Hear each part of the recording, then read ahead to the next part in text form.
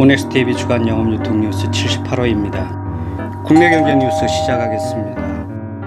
이른바 코로나 확산에 대한 우려가 있습니다. 외식업계의 구인난이 높아지고 있습니다. 일과 생활, 놀이가 함께 있는 도시의 개념으로 바뀌고 있습니다. 기업 인사 담당자들이 신입사원에 대한 경쟁력을 우려하고 있습니다. 코로나 학번들이 소통과 협업의 경험이 적다는 것을 지적한 것입니다. 비대면과 학점 인플레로 다른 세대들보다 전공 지식이 부족하다고 지적했습니다. 외식업계가 최악의 구인난을 겪고 있습니다. 힘든 일을 기피하는 현상이 심화되었습니다. 음식 서비스와 영업, 판매, 운전, 운송, 단순 제조 등 현장 업무의 인력이 절대 부족합니다. 특히 외식업은 매출이 줄고 인건비는 늘었습니다. 자영업자의 현실은 더 심각한 것으로 나타났습니다. 키오스크나 태블릿을 도입하고 있지만 비용 대비 효과는 떨어지는 것으로 나타났습니다. 현장에서는 외국인 채용의 필요성을 언급하고 있습니다. 그러나 요건이 어렵다고 합니다. 기업과 인재가 도시로 몰리고 있습니다. 도시공간의 개념도 일과 거주, 놀이가 한 곳에서 일어나는 것으로 바뀌어지고 있습니다.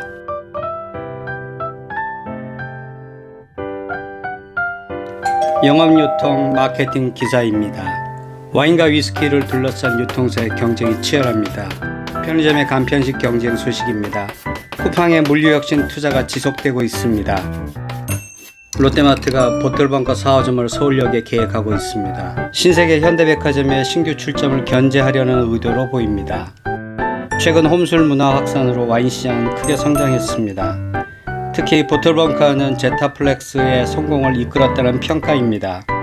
신세계는 스타필드 하남에 메가샵을 계획하고 있습니다.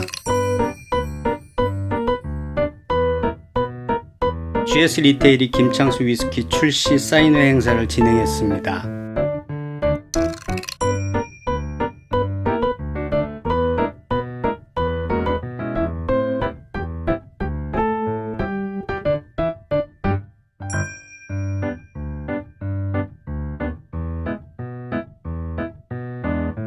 편의점의 도시락 시장 경쟁이 치열해졌습니다. 고물가가 지속되면서 간편식 시장이 세계적으로 성장하고 있는 추세입니다. GS25는 2010년 가성비로 성공했던 김혜자 도시락을 재출시합니다. 이마트24는 맛, CU는 비건 제품을 확장하고 있습니다. 셀프 사진관이 아날로그 감성을 타고 늘어나고 있습니다. 이전에 유행했던 스티커 사진과 비슷합니다. 그러나 품질은 매우 높아졌습니다. 다른 사람의 눈치를 보지 않고 모니터로 확인하면서 다시 디지털로 출력할 수 있는 소비로 연결되고 있습니다. 웹 매거진을 도입한 회사들이 방문자가 늘고 체류 시간이 늘면서 판매가 성장했습니다. 코랭이 대표적인 사례입니다. 앞으로 영상 컨텐츠는 이커머스 바이럴로 발전시킬 계획이라고 합니다. 해외 직구가 늘면서 위해식품이 5년 새에 2배로 늘어났다고 합니다. 사이트를 막아도 우회하기 일쑤여서 좀비식 판매가 기승을 부리고 있다고 합니다. 현실적이면서도 효과적인 방법이 어려워 보입니다. 건강과 안전을 위해서 스스로 확인하고 점검하는 지혜가 필요합니다. 사회적인 인식, 제도적인 보완도 꼭 있어야 하겠습니다. 쿠팡이 대구 물류센터를 오픈했습니다. 각종 로봇으로 업무 효율을 65%나 올렸습니다. 제품장에서는 선반 로봇이 사람에게 물건을 전달합니다. 각종 로봇이 사람이 할 일을 대신하고 있습니다. 대구 물류센터는 앞으로 AI 물류 자동화의 테스트베드 역할을 한다고 합니다.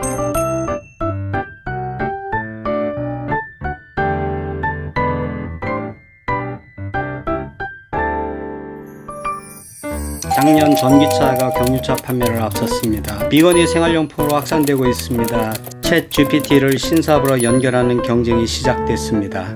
작년 국내 전기차 판매가 경유차 판매를 처음으로 넘어섰습니다. 신규 등록은 감소했지만 수입차 비중은 증가했습니다. 유일하게 전기차만 신규 판매에서 증가했습니다. 비건 인증 제품이 영역을 확장하고 있습니다. 기존 식품 중심에서 화장품, 패션 등 생활용품으로 확대되고 있는 것입니다. 유통업체도 전문 매장을 만들고 있습니다.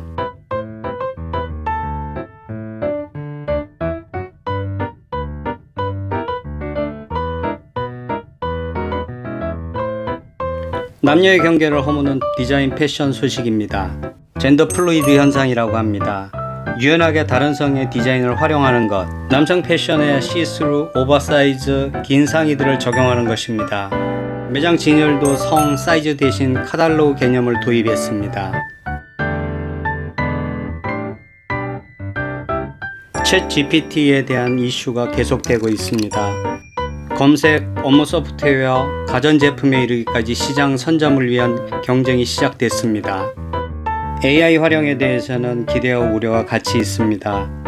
기본적인 개념과 사례를 이해하면서 도입과 적용을 모색해 나갈 때입니다. 시장 선점을 위한 속도 경쟁은 이미 시작되었습니다. 그러나 더 중요한 것은 내 사업에 도움이 되고 그것을 사업 성과와 연결시키는 전략이 필요합니다. 여러 회사의 시도에 대한 설명입니다. 그리고 챗 GPT나 AI 활용에 대한 우려와 기본적인 개념에 대한 소식입니다. 이해와 정보 취득에 도움이 되시길 바랍니다.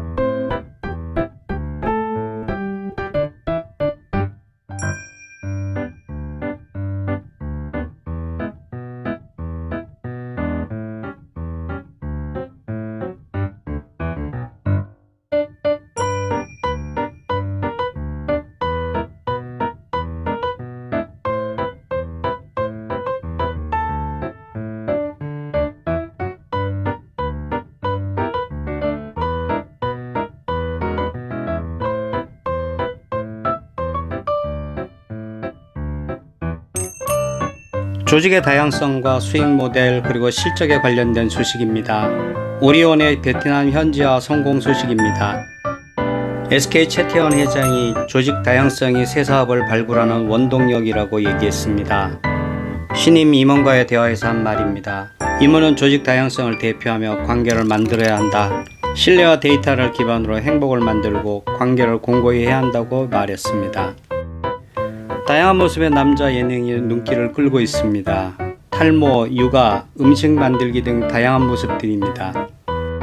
고정 역할에 대한 편견을 깨는 예능들입니다. 공감과 소통이 읽혀지는 부분입니다.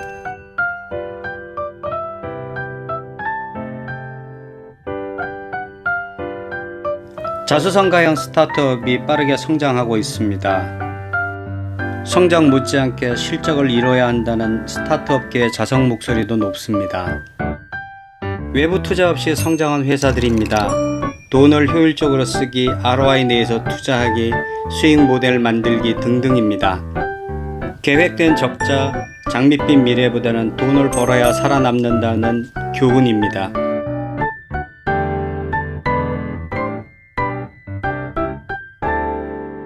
오리온 소식입니다. 제품과 지역 포트폴리오에 성공했습니다. 베트남에 맞는 제품을 개발하고 유통 현실에 맞는 전략으로 성공했습니다. 현재 맞는 분젤리를 만들고 전통시장에 맞는 유통 전략을 썼습니다. 베트남과 러시아가 작년 매출 성장에 기여했습니다. 현지화, 해외 시장에서 오리온 전략입니다. 세계 주요 뉴스입니다. 유럽은행이 기준금리를 5%포인트 인상했습니다. 중국 리오프닝에 대한 기대와 우려가 여전합니다. 중국이 공급망 재편을 가속화하고 있습니다. 유럽은행이 기준금리를 0.5%포인트 인상했습니다. 기준금리가 기존 2.5포인트에서 3.0포인트로 올랐습니다. 중국 생산자 물가는 전년 대비 넉 달째 마이너스입니다. 방역을 풀었지만 회복 속도는 여전히 더뎌 보입니다.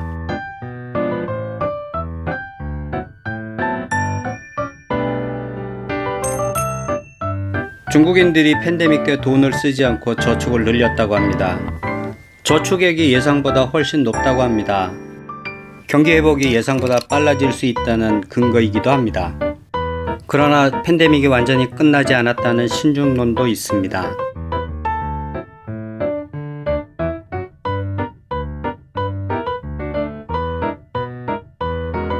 중국도 공급망 재편을 가속화하고 있다고 합니다. 반도체와 정유의 자립을 추진하고 있습니다. 이에 따라서 대중국 전망이 어두워 보입니다. 한국이 중국 수입에서 차지하는 비중도 낮아지고 있습니다. 중국에 대한 의존도를 낮추고 기술 격차를 높여야 한다는 목소리가 높습니다.